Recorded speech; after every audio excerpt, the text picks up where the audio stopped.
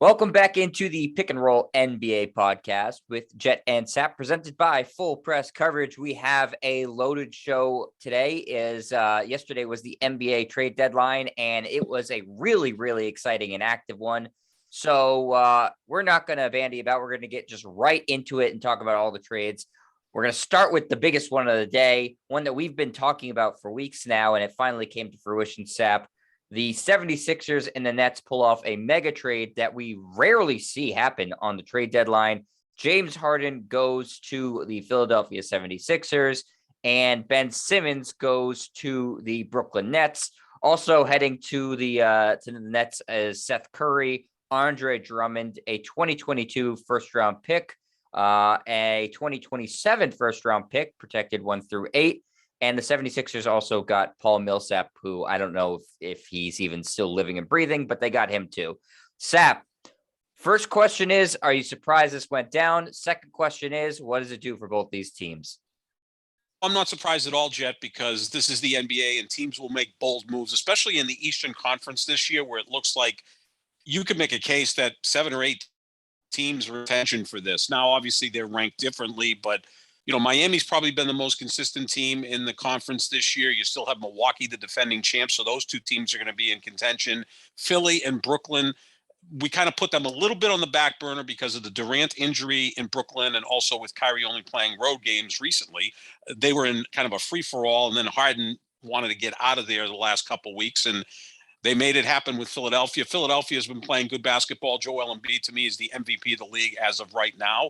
So you have those 4 teams. And then you've got a whole other group of teams like Cleveland and Chicago that have overperformed this year. Charlotte's played good basketball. The Celtics are hot at the moment.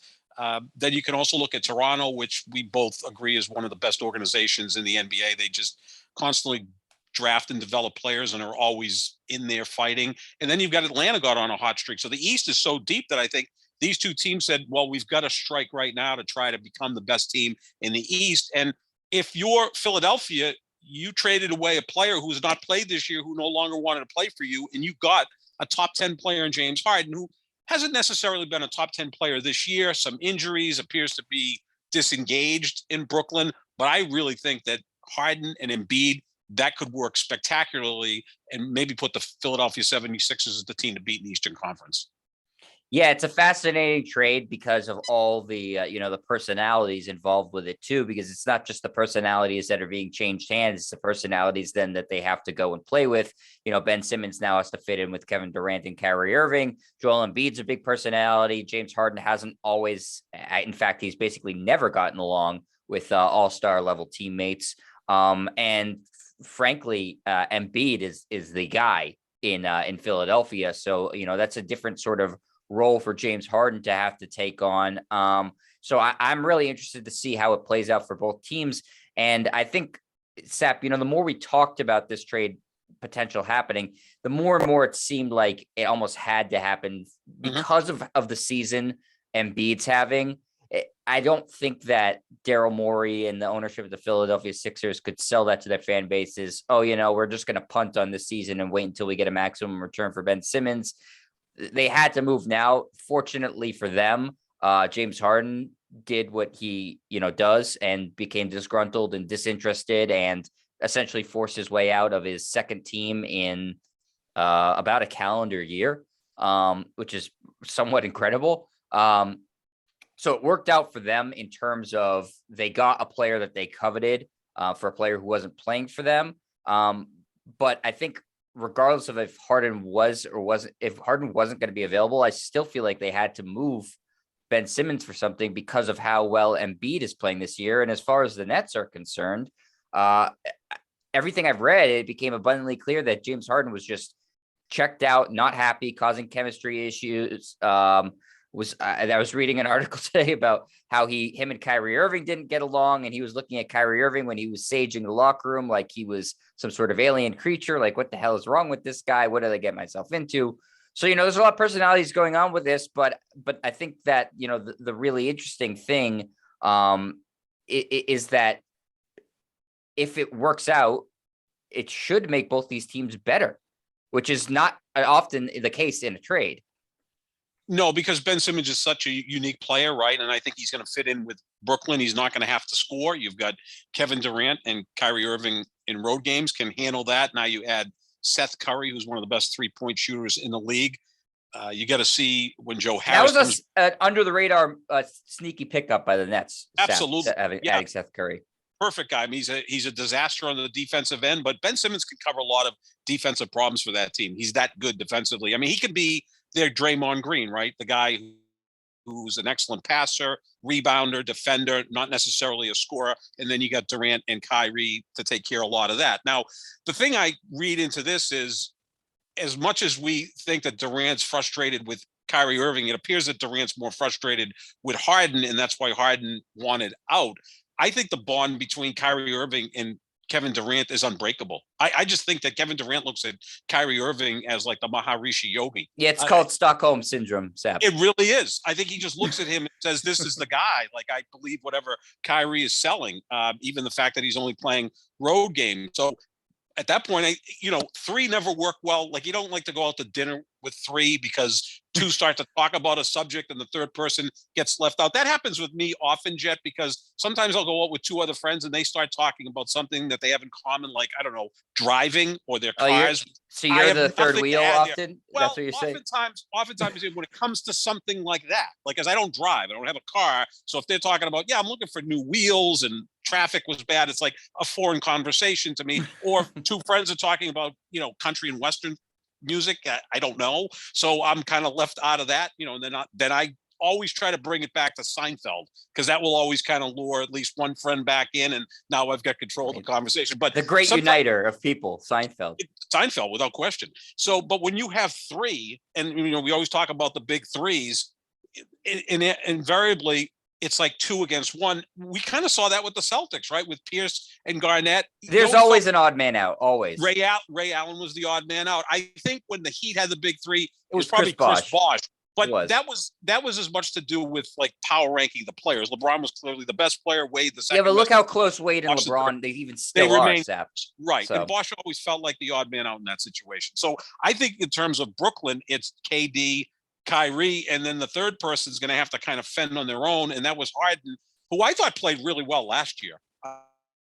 The driving force of that team last year, but this year not so much, whether it was the injury, being out of shape, being disgruntled, didn't like paying 14% state income tax, where you just came from Texas where there's no state income tax. I mean, maybe that's weighing on him. He's due for a huge contract at the end of this season. I think he's going to get in shape, play well. As Charles Barkley said last night when they were drafting the All-Star teams, Harden will be fine now he got traded. Once you get traded, all of a sudden you get healthy, in shape, and it won't take him long to connect with Joel Embiid, because I think that is going to be a lethal combination. Because say whatever you want about James Harden, he's one of the few players I've ever seen that can be an elite scorer and an elite distributor all in the same time. And there's just not a lot of guys that fit that bill. Yeah, I think Barkley was dead on, and I'm pretty sure it's everybody knows it's like the worst kept secret that Harden wasn't actually hurt. He's just didn't want to be there, and right. So Barkley said they asked if he's still hurt, and he said he's traded, he'll be fine. Right. But I think the more interesting situation is Ben Simmons' timeline, because he's now gone. He's for the whole season gone with I'm not mentally ready to play. You need to worry about my mental health. My mental health is a big thing. And if suddenly he's playing in a game next week, he looks like a real a-hole, Sap. This is a dangerous game he's played, because he's pulled the mental health card, and there's been a sort of a revolution in not just sports, but society, with how people look at mental health as, a legitimate reason to not be able to play, or it's just as legitimate as an injury. And if he was using it as an excuse just to get out of Philadelphia, I think there could be some even more major backlash on Ben Simmons. So the timing of when he plays for the Nets, I think, is going to be crucial in terms of how he starts to get confidence in himself and get the fans on his side at all. Yeah, because the All-Star game is a week away, and then we only have about 7 weeks left in the season, essentially a third of the season left, probably in shape, but then you're going to have to get in basketball shape. But is he mentally ready to play? And right, if he was just using that excuse not to play for the 76ers and all of a sudden comes back and says, I can't wait to get back on the court, it does not look good for Ben Simmons. But again, he's such an elite player, such a unique player, that all will be forgiven in terms of the Brooklyn Nets because now they get their player that they traded James Harden for, and that could be a really good fit. The only problem with Brooklyn is they don't really have a leadership structure there. As great as Kevin Durant is, and he is phenomenal, he's not really a leader. Kyrie's not a leader. Ben Simmons is not a leader. He thinks he is. Well, Kyrie thinks he's, again, the smartest man in the NBA and maybe the smartest person on the flat earth. But yeah, there's really no leader there. Now it's going to fall on Steve Nash, who's a second-year head coach, great player, but we don't know what he is as a coach right now. So that's going to be interesting to see. If it works on the court, it could be lethal though, right, Jet? Because Durant and Kyrie, we know they play well together. And then Simmons does all of that other stuff that a lot of players don't want to do. He does it at a very high level, defend, rebound, pass. I think he'll score some points down low. He could be in the dunker position. He's going to get some sweet passes from Durant and Kyrie Irving. You get Joe Harris back to help your perimeter game. As we said earlier, Seth Curry, Patty Mills has been outstanding with Brooklyn this year. I mean, they got better too because Harden didn't want to be there. Simmons didn't want to be in Philadelphia. Exchange the two of them, and I think both teams will invariably get better. But again, there's only a third of the season left, and it's going to take time for those guys to ramp up. Right. Well, I mean, Sap, you were talking about a potential Ben Simmons to Brooklyn trade in the offseason because of the Kyrie, but you were saying Kyrie at first because that made the most sense. It was trading a pain in the ass for a pain in the ass, except for suddenly James Harden became the bigger pain in the ass for the Nets. So, we were talking about Ben Simmons' fit on Brooklyn for a while now. And I think what we said then, I think you would agree now, Sap, is that it's the perfect type of situation for him because a situation for Ben Simmons that maximizes his abilities is playing with two other primary scorers where he's the third option, not the second option, which is what he was in Philadelphia.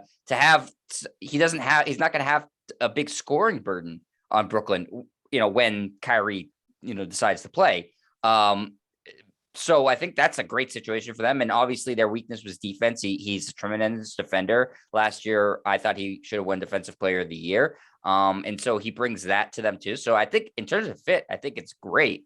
I just, again, the personalities are combustible because you got Durant, who's, seemingly never really happy, Kyrie, who's crazy, and then Ben Simmons, who's extremely sensitive. And I know the Nets fans aren't, super passionate and there's not a ton of them, but you're still going to be dealing with a major media market and a lot of eyeballs on you. So, how's Ben Simmons going to react to that? If he has a similar play in the playoffs, if the Nets get there, they've lost 10 in a row right now. If he has a similar play in the playoffs this year as he did last year with Philadelphia, I mean, the microscope's just going to get even bigger on him.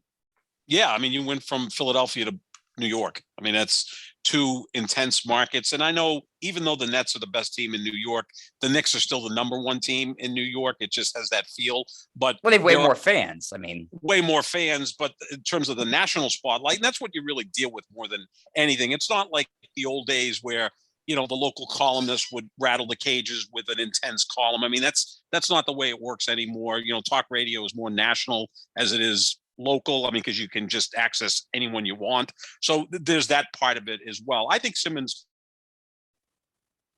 will be a spokesperson of that team is. I mean, we see that with the Lakers who are just in a tailspin themselves. At least LeBron will go to the press conference and answer the questions. I mean, you have that with him, or if Golden State's in a bit of a free for all, doesn't happen very often. Steph Curry's the guy that can handle that. Yeah, it's a shield, basically, right? It's a shield, yeah. And I think Giannis does that with Milwaukee. And here's a man that doesn't have complete command of the language. I think he does a great job with it. But, Giannis will get up there and say, we're not playing well and I've got to play better and we've got to play better on defense, that type of thing. Durant, to me, looks like a guy that almost has this aloof attitude. He doesn't even like Ernie Johnson. Seth. That's impossible. Yeah, I mean, I know we're going to talk about the draft. Everyone was cracking up laughing, and Kevin Durant, unless he's got the driest sense of humor since I don't know who, everybody else was kind of laughing and having a great time. And there's Durant. Yeah, doesn't like Ernie Johnson, doesn't like Barkley. I think he likes Charles. I think he likes Shaq. Because who the hell? If you're not going to like Shaq, he may break you in two the next time he sees you if he feels like it. Except Ernie asked him about hey, how you feeling and what's going on with your injury? You want to give us an update? And he just said, nope. Yeah, no, I mean, he's just to Ernie Johnson, who everybody loves. Right. Yeah. I mean, Durant is the biggest prick in the league, right? I mean, I think we can agree with that. I mean, Westbrook is irascible, but I think Westbrook it's more emotional and his frustration that it hasn't worked in LA. He's also sort of delusional. So at this point, Westbrook, oh yeah. man, he's the aging Hollywood star who thinks that she should still be on top of the marquee. It's like Sunset Boulevard. Yeah. All we he's delusional. But no, I think you make a good point about who answers the questions. Yeah, who answers? It's not Kyrie because he's only at the away games. He's not at the home games. And Ben Simmons, I honestly don't even know what Ben Simmons sounds like. I mean, he's like the least quoted athlete, major star in the NBA that I've ever heard. I mean, we know Jason Tatum. I mean, he ducked all of his post-game responsibilities after the playoffs last year. Not exactly. I mean, I know it's easy to pile on James Harden, but he seemed to be a guy that after games answered questions. But not all, again, another delusional guy, which, by the way, Jet, most of the league is delusional, which I want to ask you this. When we see all of this and two marquee teams and two great players and who doesn't want to play in Brooklyn and who doesn't want to play in Philadelphia and this, that, and the other thing, is this hurting the league that maybe some fans get turned off by, I love basketball and, the level of talent is greater than ever, but man, if I'm a fan of a team, it's like the fans care more about the team than the players. Is that a negative thing for the league? I know the stories are fascinating, but how can it be good for the league when you have star players that essentially shut down until they get their way? Yeah, it's a good question. I wonder if what's happening is younger people even younger than me, Sap, are becoming more fans of the sport and the players and less fans of the team. I don't know if I kind of get the sense that that's what's happening with social media, and you follow your favorite player and you follow them on Instagram and TikTok and whatever. And if they're becoming more attached to the players than the laundry or the team, and that's sort of the direction it's going. I'm not saying that with any sort of expertise or knowledge, but if that's the direction that it's going, then this is good for the league because it creates more drama and more interesting characters. But sort of the traditional people like me and well, I guess you just like LeBron, but typically people your age, Sap, and my age, root for the laundry. They root for their city's team. I don't know that I can't say with certainty that that's changing, but I kind of getting the sense that is what's happening. So I think to answer your question for older fans or even, millennial fans, it might be it's a turnoff, but for the Gen Zers, I think it's just what they know and understand and they like about the sport. So, it's going to be interesting to see how the next 10, 15 years play out in terms of what fan bases look like. Are they going to be more fans of teams or is it going to be more fans of players? That's a great point, Jed. I think you nailed it, to be honest with you, because you look at it and now we're so connected with social media. You can have League Pass, TNT and ESPN have a slew of games. You can watch your favorite player. You can follow your own favorite player through Twitter, whatever it is. And so you can follow that player to whatever team he goes to. There's so much movement in the league.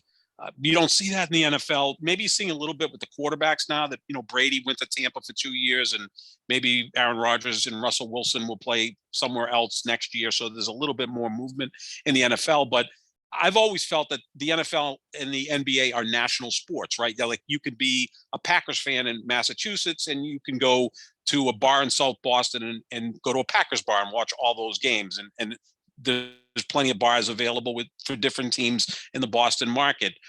Basketball, again, with League Pass and so many different ways that you can connect is great. I've always felt baseball and hockey is a regional sport. Like you're like a Red Sox fan, right?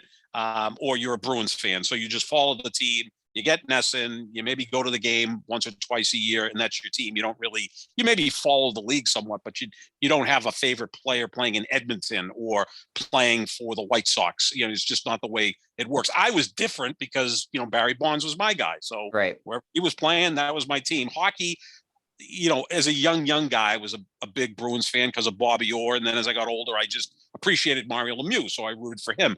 But I think that's a great point, Jet, that now, especially with people your age and younger, it's more about, that's my guy. Russell Westbrook's my guy. I wear his sneakers. I love him. He's on the Lakers now. So I'm going to root for the Lakers. Yeah, the closest thing I can compare it to, if I am right, and I'm not saying with any certainty that I am, I'm kind of reading the tea leaves and seeing where I think it's going, is that back in the day, before even Sap, you were born, movies I'm going to see the Yeah. newest MGM movie. I'm going to Yep. see the newest Fox movie, or not Fox, Disney movie or whatever. And studios were the reason that you saw a movie. And then it became, I'm going to see the newest Tom Hanks movie. I'm going, you're following the actor as opposed to the studio. That's the closest thing I can kind of compare it to. If it's taking, does that make sense to you at all, Sap? Absolutely. Absolutely. Yeah. It's all star driven. I mean, LeBron's the biggest star. And then I would say Steph Curry's the next biggest star. KD's a huge star, but again, he's just not that he's not likable. He's just not approachable. LeBron is larger than life and Steph is warm and cuddly and Durant's uber talented, but he's not like the guy that you can put your arms around, right? And give a big Right. hug. Absolutely. It's about the star players. And now Giannis is becoming a star, which is great. And I think he's so likable, because he didn't come through the AAU system. We know his background. He was a mid-first round pick. He worked his ass off, and now he's the best player in basketball and he's the reigning champ. So I think those are all very, very valid points. And staying even close to the whole idea of movies is the movies that the Marvel movies or whatever group of movies that people see now. They've got to go out and see the 16 different versions of it, whatever. I'm So feeling attacked, Sap. No, that's not. Look, I haven't been to a movie. I've been to the movie theater twice in the last 3.5 years till I get these freaking eyes fixed. I saw. Actually, I've been to the movies once in the last 3 years, and I saw Space Jam with LeBron James. It was pretty good. Good pick. Good pick of movies. Of all the movies to go see over the last 3 years. I went to see LeBron, but we took my niece, who she gave a lukewarm thumbs up, but she liked the Jordan one better. So we're not on speaking terms at this point. She's only 5.5. I think she did that on purpose. She knew that was going to irritate me. She knows how much I love LeBron, so she's just playing around with her uncle.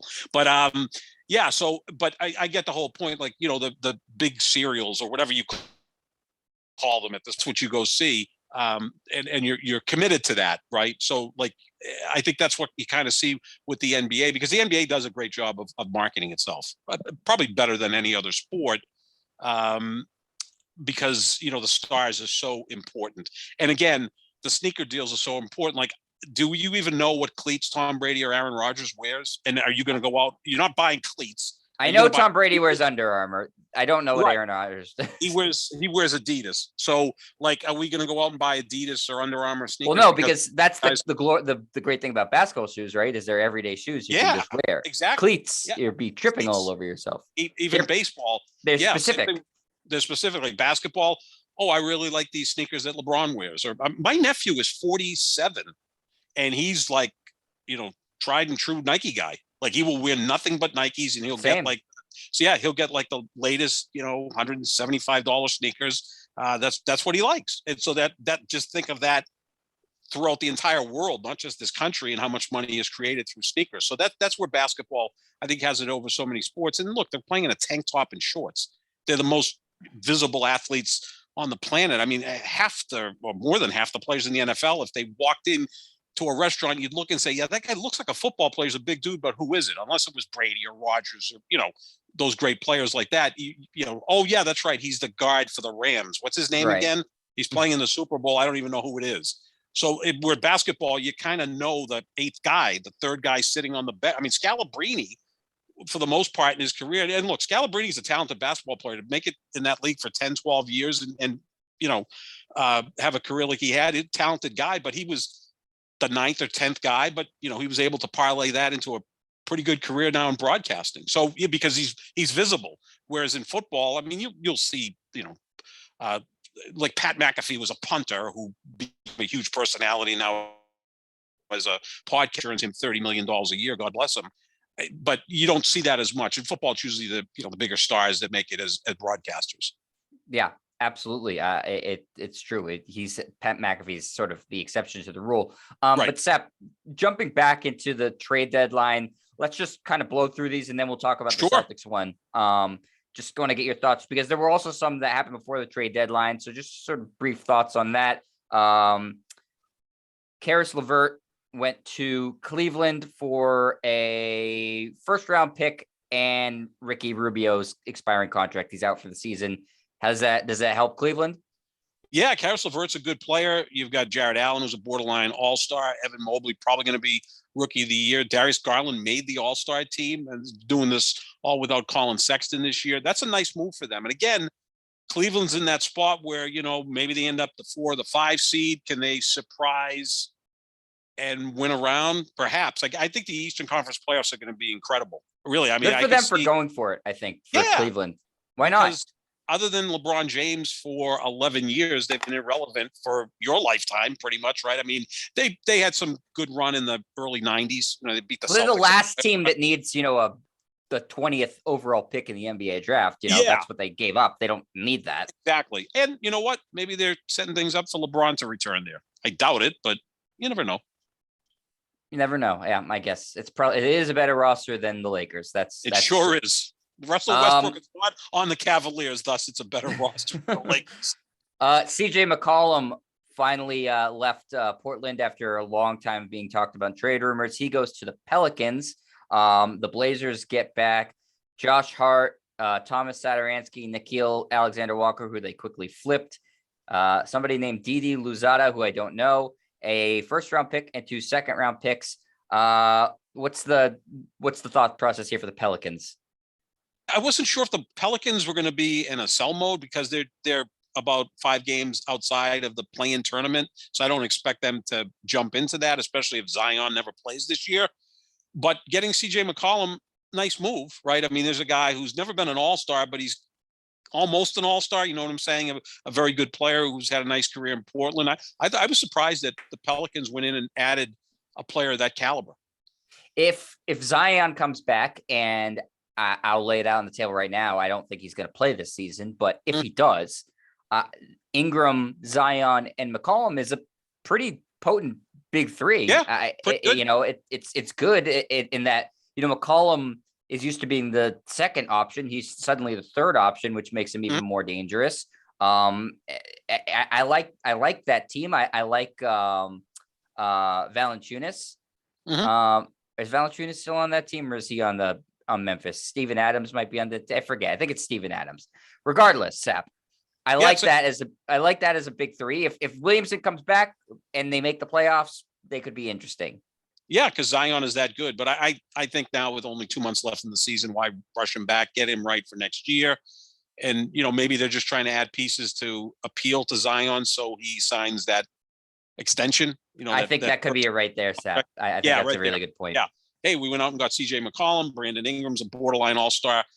Maybe they get lucky in the lottery, get a draft pick, and you go from there. And now you're on your way because you can turn things around pretty quickly. Look at Memphis. You had a player like John Morant. The next thing you know, you have the 3rd best record in basketball.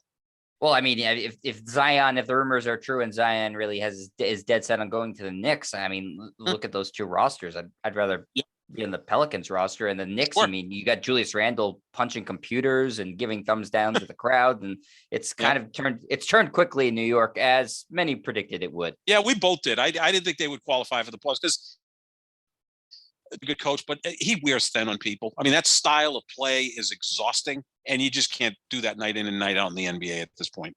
Yep. A shocking trade right before the deadline, a couple days before the deadline, Sap, was the Pacers and the Kings completing a deal that sent Tyrese Halliburton, Buddy Hield, and Tristan Thompson to Indiana. And the Kings got back Domantas Sabonis, Jeremy Lamb, Justin Holiday, and a 2nd-round draft pick. We knew Sabonis was in trade rumors, Sap, but we did not know Halliburton was going to be on the move. And a lot of people prefer Halliburton in that Kings, well, now former Kings backcourt of Halliburton and Fox. Were you surprised that the Kings traded a young piece for a good player in Sabonis, but a good player bonus, right? I'm not sure the Kings are the most directionless franchise in sports. They haven't made the playoffs in almost 15 years. So yeah, 15. They're just never there. And why would you trade someone who's still in his rookie deal and has proven that he's a really good player? Maybe you get more for De'Aaron Fox. I don't know if that backcourt could work together, but there's different ways to work these things out. I mean, if you've got a backcourt with 96 minutes allotted, you can kind of work things out. I mean, that they don't have to be on the court together all that much. But they decided to move on. Sabonis is a guy who puts up numbers, but I don't know if it relates to winning. So that was a pretty sizable trade, between two teams that really are not going anywhere. So maybe they're just trying to shake things up and improve themselves for next year. Yeah, I think it was smart for Indiana. They get a guy on a cheap deal who could become, a really, really good player for them. And they knew they were kind of going nowhere. I'm a little surprised that they didn't also move Miles Turner and just restart the whole thing. Maybe they do that in the offseason. But I think they did well. The King again, I like Sabonis a lot. I think he's a good player.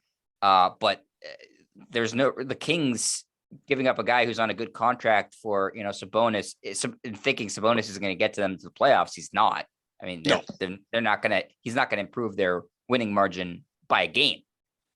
No, I mean, they're too far out of the play-in at this point. They're behind New Orleans.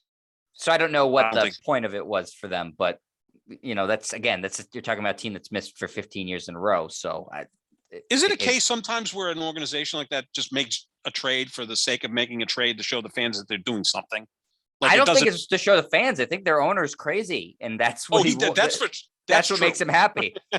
That's true. Yeah, that is true about that. So it's just an organization that's been irrelevant for a decade and a half. It's too bad because 20 years ago they were pretty darn good when they had Weber, and a bunch of other players that made it to the conference finals a couple of times and went to Game 7, lost in overtime to the Lakers. I mean, that was a good team. Yeah, it's a miserable, you're living in Sacramento, which isn't the most going on, and you're terrible. That's just not an appealing situation for anybody. And you're paying a 14% state income tax. Although brutal. Maybe I overblow that, but then you're living in Sacramento. If you're living in LA or San Francisco and paying that tax, it's not bad. Yeah. No, I've been to Sacramento. There is not a whole lot going on there. A minor trade that could be interesting and have some very big implications in the playoffs. The Bucks got Serge Ibaka from the Clippers. There was a bunch of mechanisms going on. You don't need to know all the players. The Pistons got Marvin Bagley, who I think is going to be an interesting look for the Pistons. But the key thing to focus on here is Ibaka goes to the Bucks. They get rid of DiVincenzo. Is Ibaka a good fit on the defending champions?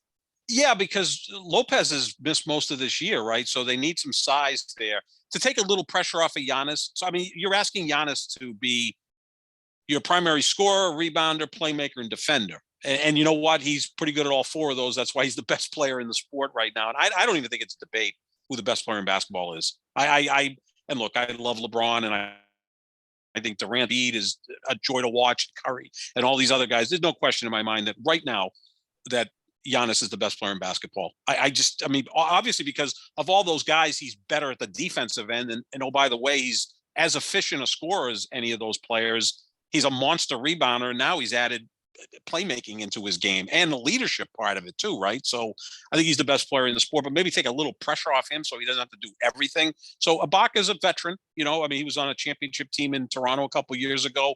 You manage his minutes and he'll give you some quality play. Yeah, I think that, I like DiVincenzo, and I think that he's a decent player, but the Bucks don't really need him. They won the championship, in fact, without him last year because he missed the playoffs. And Ibaka, like you said, is a veteran who's won a title, so knows what that's about. He's not the shot blocker or the three-point shooter that he once was, but he can play some solid minutes. Maybe you saw the dividends that PJ Tucker played for them last year. Exactly. And I don't think he can give you quite as much, but he can give you 70% of that, which I think is helpful. Yep. Yeah, it's wasting fouls. If you're playing Philadelphia in the second round of the playoffs, he can go out there and give you 5 fouls, 6 fouls against Joel Embiid. The problem with that is Embiid's a great free throw shooter. So it's not like you're putting him at the line and he's going to miss a lot of shots. Embiid's an 84% free throw shooter, which is just absolutely amazing. And a lot of this is locked in for the Bucks this year because Bobby Portis, I mean, I think he could be in contention for most improved player, which is saying a lot because he's always been a darn good player. He just seems to get better every game, hits big shots, always does the right thing. Next to Giannis, he's the second most popular player on the team. The fans love Bobby Portis.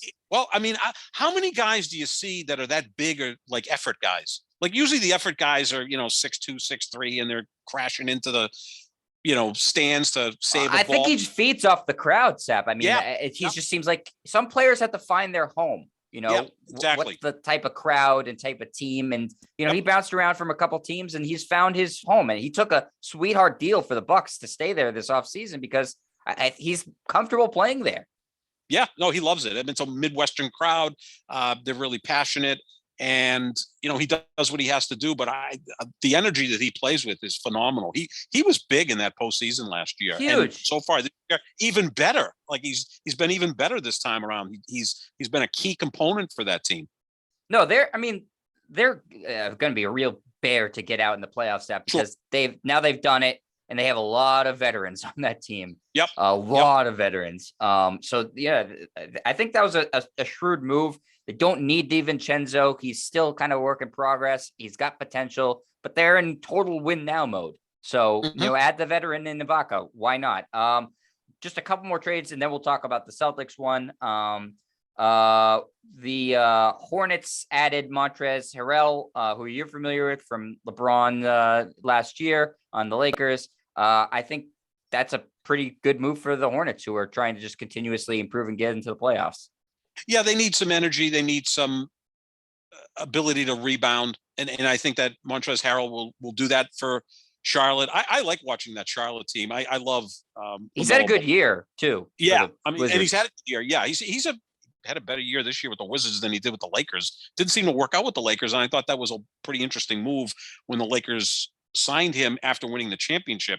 But yeah, another energy guy that you need, and Charlotte needs a little bit of, like physical intimidation, that type of thing that he will bring to the table, because they're kind of a small team. When you get he's a great rebounder. So excellent rebounder. So yeah, nice little move that Charlotte made. Is again, I think once all these Eastern teams started making moves, every other team in the East decided, well, we've got to kind of do something to improve, because the Eastern playoffs are going to be awesome. Once we get through that play-in tournament, I mean, you could have the Celtics, who are playing really good basketball, playing the Heat in the first round, and that to me would be an interesting series. It would not be. The Celtics would lose that series in 5 games. You're not high on them. I'm a little higher than you, but I get your point. All right, one more trade before we get to the Celtics stuff, Sap. Kind of a shocking one out of nowhere, which are the most fun ones. The Wizards and Mavericks completed a trade. Kristaps Porzingis goes to Washington, D.C., and Spencer Dinwiddie and David Bertans go to Dallas. What were your thoughts about this one? I like the move for Dallas, but Porzingis just never fit with Luka. Just didn't seem to work. And now you got Bertans, who's a really good 3-point shooter. You got Dinwiddie, who's just a really good all-around player. A guy who's going to do a lot of nice things for you. I thought he was going to have an awesome year this year, and he's underperformed. Yeah, I mean, doesn't Dinwiddie seem like the guy who just was at his best with Brooklyn? Like when he was in Brooklyn, everything was just flowing. And this happens in the NBA, right? You're in a culture, a system with certain teammates, and it just kind of builds from there. And then you go elsewhere and it just doesn't work. So maybe going to Dallas, where I think Luka's played better the last month and a half. It seems like he's getting closer to basketball shape. Still looks a little pudgy, but and Luka, I think, does have the ability to make guys around him better. So I think getting a shooter like Bertans and just a good all-around player like Dinwiddie was a good get, considering that Porzingis is not the most durable guy, and I just don't think he meshed well with Luka. So at that point, Luka's not going anywhere. You move the other player. Yeah, I don't know what Porzingis' future is in the NBA, because, I think he's obviously going to keep playing. I don't think he's going to retire or anything, but I could see him just constantly trading teams all the time, because it's just like you can't rely on him to be a 1 or a 2. And so, I don't, he hasn't proven that he impacts winning at all. He's got such a unique skill set. Maybe it takes the right coach in the right situation to fully unlock it, but I could see him playing on like 5 or 6 more teams before his career is over, Sap. Yeah, because he's frustrating, so teams will move on from him, but he's talented, so other teams will want to acquire him and think that they can fix him. Like, I could see him going to Toronto at some point, because I think Toronto is now the place where they can just take anyone and fit them into their system and make it work. I'm not saying they're the best team in the Eastern Conference, but it's such a well-run organization that at some point a player goes there and all of a sudden they kind of unlock the key and get them to play at their best. I'm not saying that's going to happen, next year or whatever, but I could see him at some point landing there and maybe having his best years ahead of him. But he's just that tantalizing player. You get frustrated with, so you want to move on from him, but you look at him and go, man, 7-3 with all that skill set. If we can just get him in the right situation, we can get the most out of him. I'm hoping for the Mavericks' sake, this is not, just years and years and years of them trying to find a co-pilot for Luka, because he needs a second guy. I mean, he's great. I would love to see what he can do with a second star. Dinwiddie's not that. No. So, it's kind of like, when are they going to be able to get this guy some, quality teammates? Tim Hardaway Jr. is fine. Spencer Dinwiddie's fine. It's just at some point he's going to get frustrated, I would imagine. Sure. Yeah, and eat more and get up to 280 pounds. Yeah, maybe. Well, he can ask Zion about his diet. All right, the time you've been waiting for is here, Sap.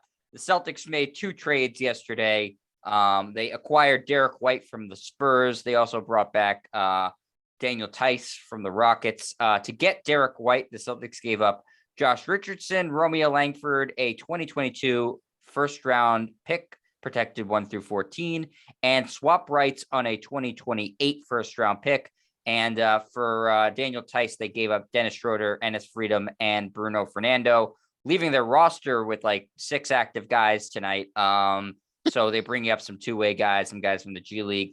I obviously have a lot of thoughts on it, Sep, as I typically do with any Celtics transaction, minor or major. But before I go into a Celtics rant, I want to get your thoughts on the 2 trades. Derek White, I think, is a nice addition, but he seems to have somewhat of a similar skill set to Marcus Smart. So is this like a move that leads you to believe that maybe they're going to move on from Marcus Smart in the offseason? Now, since Smart's come back from injury, he's played really well, been more of a facilitator than a scorer. So that's a big reason why they've put together this winning streak. So I like Derek White. I don't understand Daniel Tice. He hasn't played much this year. I believe he's only played 26 games, which is less than half the games Rockets played. He is what he is, right? 8 points, 5 rebounds, decent defender. His 3-point shooting is way down. I guess Jason Tatum likes him. Maybe that had something to do with it, because I think any moves that are made, you want to run by Jason Tatum and Jaylen Brown and see what they think about it.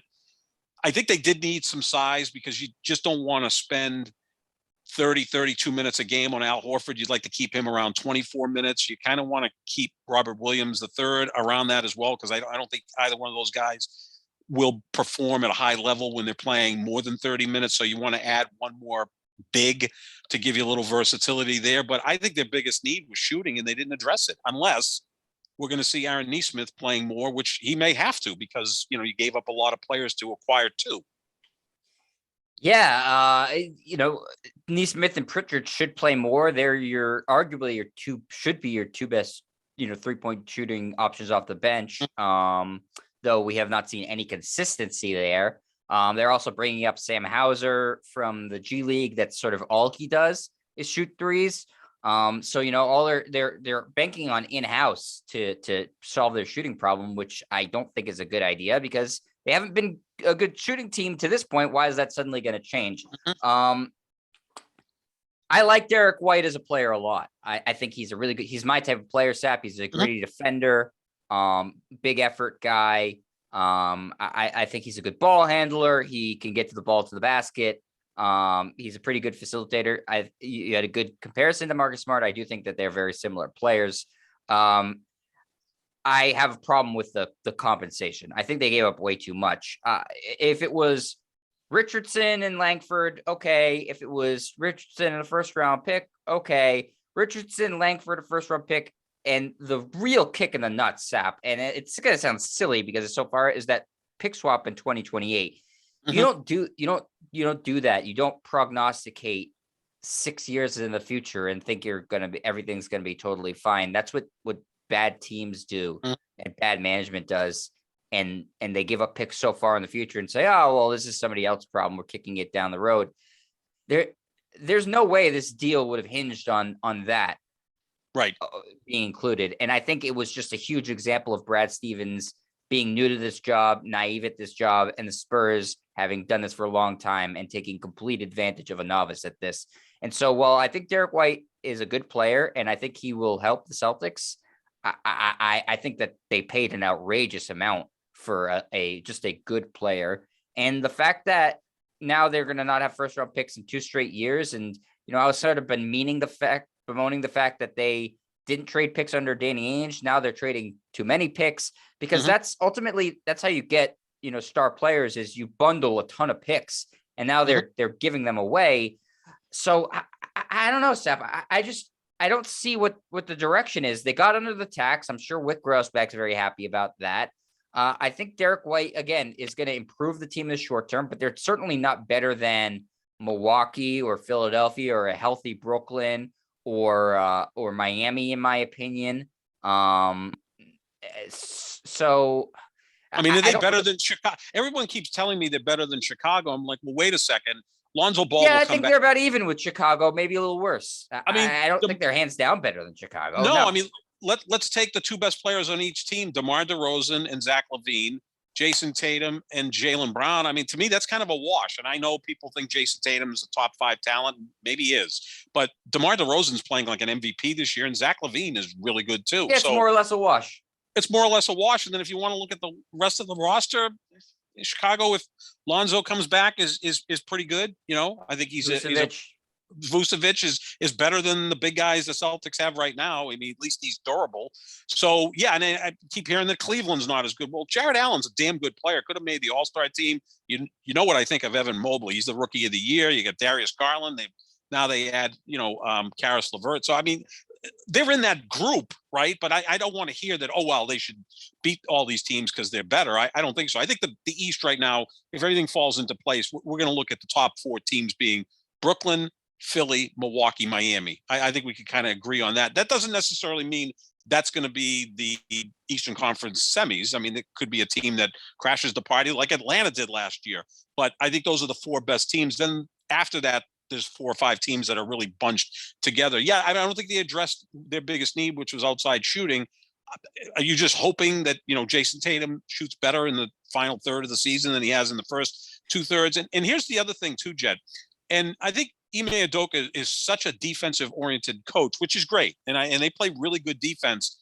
But there's got to be times when you have to have a shooter out on the floor, whether it be Peyton Pritchard or Aaron Nesmith, and you give up a little defensively. Like, you can't just put 5 defenders out there all the time and just win that way. No, right? I think that's all they want to do. That's all. I mean, is this the closing lineup? Yeah, I mean, is this the closing line? You're going to see White, Smart, Brown, Tatum, and Robert Williams. That's a hell of a defensive team, but Brown streaky, Tatum we know can score, but he hasn't been a great 3-point shooter. Smart and White aren't good 3-point shooters, and Rob Williams is best suited being near the basket. That's a hell of a defensive team, but you're going to have like fourth quarters where you get outscored 20-16 and lose because you can't put the freaking ball in the basket. There's times you have to have guys out there that can score. Like, I'll go back to the Bulls when they had Jordan and Pippen. I'm not comparing the Celtics to the Bulls, but you always had a Kerr or a Paxson out there who maybe weren't great defenders, but could shoot. Like, at some point, you got to put someone out there who can shoot the damn ball, and that could be Peyton Pritchard and Aaron Nesmith. By necessity, those guys are going to have to play more because the bench is much shorter. Let's try it. Let's see what happens. I really want to see Aaron Nesmith more and give him a chance. If he fails, put him back out there the next night. Give him another chance. Let's see if this kid can play rather than burying him if he misses his first 3 shots. No one can play in that situation. Yeah, it's frustrating. And I think that's sort of the growing pains of Udoka as a first-year head coach, too, is that he doesn't really know what to do in those situations. Oh, he's not playing well, I'm going to bench him. He's not going to see the court again for another 2 weeks. And I think he had a direct hand in working with Brad Stevens and bring in this Derek White trade. He coached him in San Antonio, and he coached him for Team USA. He knows him well. And I'm not knocking White. Again, I think he's a really good player. I think he's going to help the Celtics. I just don't see the direction for this team. And I see a hope that everybody's saying, oh, they're going to be the Pistons that won the championship. That's insane. Like, why would you think that? They're on a 6-game win streak. They've beat up on a bunch of crappy teams. Like, tonight will be an interesting game because they play Denver, who's a pretty good team. They got the reigning MVP, and then they're playing. They have Philadelphia coming up this weekend. I want to see them against quality teams. People are buying into this team because their defense has been really great against, and they've been blowing out these god awful teams. Well, let's see them play some good teams. And then we can say, okay, maybe, Derek White will be a huge factor for them in the playoffs or something like that. But I don't feel any different about the Celtics today than I did the other day, except for now they're out a couple first-round picks. Yeah. I mean, it's kind of like the Patriots. They were 9-4, but you looked and said, well, they beat the Jets twice, and they beat Cleveland with half their roster out, and they beat Tennessee with half their roster out. And then later on in the year, they destroyed Jacksonville. But were those really impressive wins? No. And then when they finally played good teams like the Bills or the Colts, it didn't go well. And then when they play the Bills in the playoffs, it was even worse. So, yeah, I mean, this is maybe fool's gold because of the teams they're playing, and they're winning these games by 25 points. They lead the Eastern Conference in point differential, right? I mean, I think they're fourth in the NBA in point differential, which people throw at you. But I must remind people, this is not the Tour de France. If you win by 25 points on Friday, you start the next game at 0-0. That doesn't carry over. So, right. The only reason is because they've been crushing these awful exactly. teams the past couple weeks. What was the margin of victory over Sacramento a couple weeks ago? Was it like 58? I believe at one point they were up by 70 at one point. Okay, in that so game. that looks great. You know, over the course of a year, that's 1 point per game in just one game. So, you know, sometimes we can get a little carried away with the point differential, which they're number one in the Eastern Conference. It doesn't mean they're the best team in the East. So, yeah, when they're good and they're pounding bad teams, it's impressive. Now, I'll give them credit. They're starting to beat those teams they lost to earlier. If they had taken they're playing the best basketball earlier, all season that they have all season long. No doubt. Can't take that away from them. Because listen, when you play bad teams, you should crush them. So and they weren't doing that earlier. They were losing. No, they were losing twice in Oklahoma City. So I like that. And I also like more balanced scoring. We're seeing, you know, that we don't need to see Jason Tatum and Jaylen Brown score 65 points combined for them to win.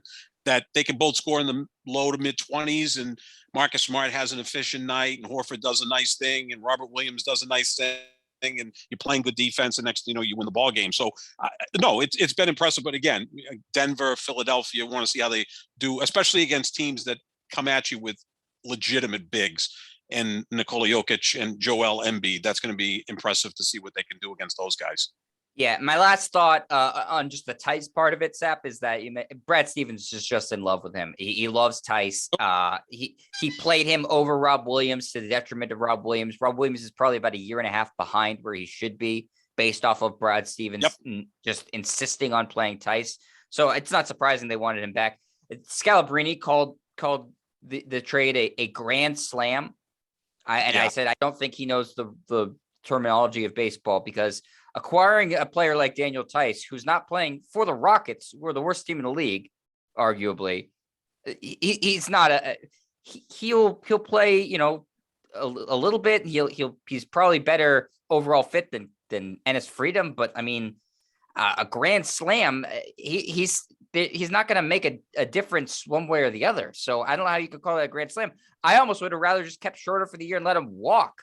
I think he's a better player. Oh, he's definitely a better player, but, you know, I think they wanted to upgrade with Derek White and also get that type of gritty defender like you talked about. And I think, I'm telling you, Dennis Schroeder is got to be one of the biggest pains in the ass in the league. Everywhere he goes, they just can't wait to get rid of him. Right? He's obviously got some issues. I think this was purely contract. You think he was a pain in the ass here? You hear things that maybe the Tatum and Brown were like, all right, this guy's a little full of himself. You know, he's going after Gary Washburn in an interview like an a-hole. I mean, Gary Washburn's a respected journalist who's just asking a good question. And Dennis Schroeder asked him, are you with us? Like, Gary Washburn's like, well, I cover the team for the Globe. I'm not with you. I'm not like part of the organization. And look, he had troubles in LA. He had troubles in Atlanta, Oklahoma. I mean, he's got a lot of Rondo in him, except he's not Rondo. I mean, Rondo, you put up with some of the craziness because Rondo to me is a basketball genius. And, you put up with some of the foibles of Rajon Rondo because he's going to go to Hall of Fame and he's a two-time NBA champion. This guy's not. So who wants to put up with that? And I think they just wanted to move on. But yeah, Daniel Tice could not be a grand slam unless Scal's thinking of the grand slam at Denny's. That's the only thing I can think that was on his mind. Yeah, I said maybe like I would say maybe like reaches first base on a pass ball third strike. Yeah. Maybe that's what I would call it. Yeah. Or reach on an error by the second baseman. Right, reach on an error. Grand slam is that's not a grand slam. That was the Kevin Garnett trade. That was a grand slam. Yes, very much a grand slam. Yeah, exactly. Anthony Davis to the Lakers won a title the first year. That's pretty good. Yeah. This Daniel Tice and grand slam shouldn't be in the same sentence. No. All right, Seth, before we get out of here, the Super Bowl is on Sunday, as everybody knows. So we would be remiss to not give our picks. We talk about football here all the time too anyways. So Sap, what is the spread as it stands today? Right now it's the Rams by 4 or 4.5 with a total of 48.5. The Rams technically are playing at home, although Yes, I don't think the Rams ever play at home. The funny thing about this game, Jet, is there's been no build up to it. Now, part of it's been because Tom Brady, retired. And then earlier this week, kind of put out there that, never say never. So there's always the option that Brady comes back and Aaron Rodgers, where's he going to play? And then you get Brian Flores suing the league and 9 new coaches being hired. A lot of things going on. New team name. Yeah, new team name in Washington. Deflategate somehow got involved once again. Yep. After Mike Florio's book is coming out talking about how the league really bought it. So there was a lot of things going on. And now you got the Cincinnati Bengals, who, by the way, are the 3rd most popular football team in their own state, behind Ohio State and the Cleveland Browns. And you've got the Rams. Now, you've been to LA. I haven't. I'll make a case that these teams are more popular than the Rams in LA. Just football teams. Forget the Lakers and Dodgers. Because in LA, the Lakers and Dodgers are the 2 most popular teams by far. Yes. In terms of just football, Raiders are more popular in Southern California than the Rams. So are the 49ers. So are the Packers, Cowboys, and Steelers because of their national reach. I also think that USC is far more popular than the Rams. So I think the Rams could be the 7th most popular team in Southern California. Let's not forget they were in St. Louis for 20 years. Before that, they played in Anaheim. They didn't play in LA for the last 15 years that they were in LA years ago. From what I understand, and I was listening to Albert Breer today on TV, saying that the only thing that you would know that the Rams were in the Super Bowl is, those buses that will have, like 88, Clarendon Hill, Leechmere, whatever, the little scroll at the top of the bus. Yeah. Uh-huh. Some of the buses have the little saying "Go Rams." That's the only thing you would know. They're into it in LA. Yeah, so I mean, like the Putting Rams on the buses. Yeah, I mean, is LA the only major city in this country where football's 3rd behind baseball and basketball? Right? I mean, I can't think of any other city that you would say that. Like New York, I mean, New York kind of covers everything because, the Yankees, the Knicks, the Giants, it's pretty much spread out all over the place. But for the most part, when they were in St. Louis, where do you think the Cardinals have won in St. Louis, right? Way bigger. Yeah. What about the Blues? The Blues are big. I mean, that's a sneaky. So maybe St. Louis? Yeah, St. Louis. Were there? Cincinnati, the Reds are bigger than the Bengals. It's more of a baseball city. But the Rams, like I said, I really think that USC's bigger and all those NFL teams. The Cowboys have a bigger footprint in Southern California than the Rams. So do the Packers and so do the Steelers. You're right. The Raiders are the most popular NFL team in Southern California. Yeah. Absolutely. And second's probably the 49ers. Heck, we saw the NFC Championship game 2 weeks ago. The Rams had to go to a silent count at home because the 49er fans were drowning out the Rams fans. Like, who the hell's a Ram fan? Like, I don't even know who it is. I mean, they're like importing stars to come in and, used to be Christian Burgoyne, our old producer. Yes. When they had Jared Goff. Jared Goff was the GOAT in training. Maybe Joe Burrow was the GOAT. That's one of the worst sports predictions I've ever heard. Yes. Was when he was, man, is that not panned out? That's not good. No, because about a year and a half later, Sean McVay was off from Jared Goff and brought in Matt Stafford. And you know what? The baby goat, as I have called him, #baby goat to me, not baby goat, baby Brady, is Joe Burrow. He's the closest thing I've seen to Tom Brady since Brady's been in the league. In terms of he was the first overall pick. First overall pick. He was the 199th. Yeah, exactly. Other than that, they're very similar. Heisman Trophy winner, won a national championship at LSU. But the way they play the position is similar. Like, the leader of men. That's what it is. Oh, man. I mean, when did you ever see a quarterback carried off the field after winning a football game? That happened at Arrowhead Stadium 2 weeks ago. Like, he's the most confident quarterback I've seen since Tom Brady. Without question. It's like nothing flusters this kid. I mean, he got sacked 9 times against Tennessee, got right up. Was down 21-3 at Arrowhead. No problem. We'll come back. He's baby Brady. So with all that being said, I like the Bengals in this game, 24-20. I trust Joe Burrow, a second-year quarterback, more than I do Matthew Stafford, someone who's in his 12th year. Maybe it's because I'm rooting for them. because I just think it's a cool story since Cincinnati's been so relevant. But I agree with you. I'm going to take the Bengals in this game as well. I think it's going to be slightly higher scoring. I'm going to say 30-27. Yeah, that'd be a good game. Again, there's no buildup though. My this big game. concern, though, Sap, and maybe again, this is where logic should come into factor if you're picking it, is that the Bengals' offensive line is horrible, Terrible. and the Rams have Aaron Donald, so he might be like Bane out there, right? So Aaron that could Donald be like picking up people, throwing them. I could also see. You remember what was the AFC Championship game when again and Von Miller was in that game, and now he's in the Super Bowl, where they just they got to Brady every single time. Oh yeah, Von Miller was just. Yeah, I can see it being like that too, where it's just a long game, and Donald and Miller are just in the backfield every single time. Yeah, 2013 and 15, the Patriots lost to Peyton Manning and the Broncos in Denver in the AFC Championship game, and Brady.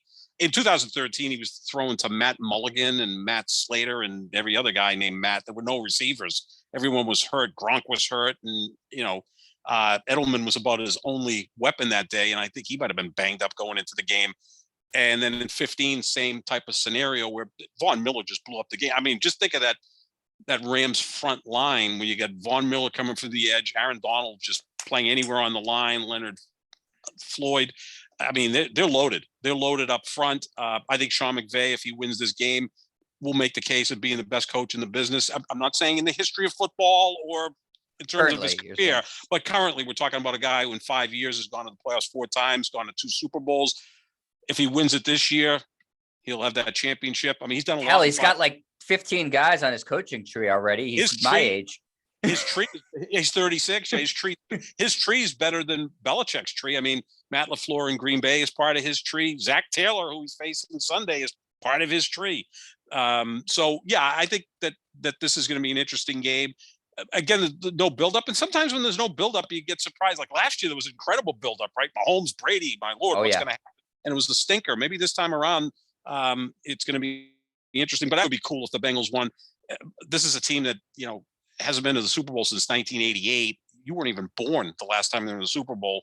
And, they kind of have a little bit of a feel of the 01 Patriots. Like that's why I'm picking them. I'm going against logic. Like I said, logic would say the biggest matchup on differential on paper on paper is the O-line against the D-line. Yep. And that should be the huge advantage Rams. So typically that would mean the Rams would win, but they kind of feel like that team of destiny sort of feeling. Yeah. Yeah. Look at the games they've won. They beat the Raiders by 7. They had a goal line stand to seal that. Walk-off field goal by Evan. Their freaking kicker. Yeah. Like Vinatieri. It is. I mean, Burrow and McPherson look like, 20 years later version of Brady and Vinatieri. Like they're impervious to pressure. I mean, the kids hit 12 field goals on 12 attempts in the postseason. Cincinnati has scored 72 points in the postseason. Their offense hasn't been that great, but good enough to win.